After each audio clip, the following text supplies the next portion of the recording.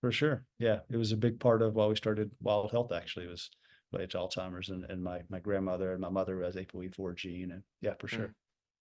What do you think about the idea that Alzheimer's as a like type 3 diabetes Yeah, for or immune sure. So, system?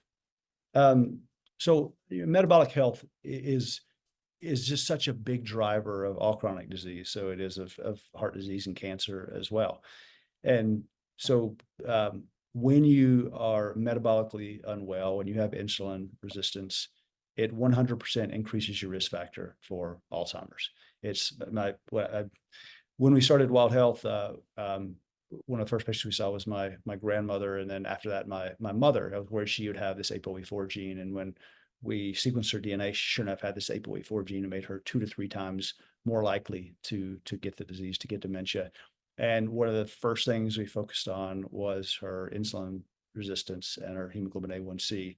And in fixing that, I truly believe we probably really delayed added probably 10 years to her life, because she in 3 months she lost 40 pounds, reversed her insulin resistance, and said she felt 20 years younger.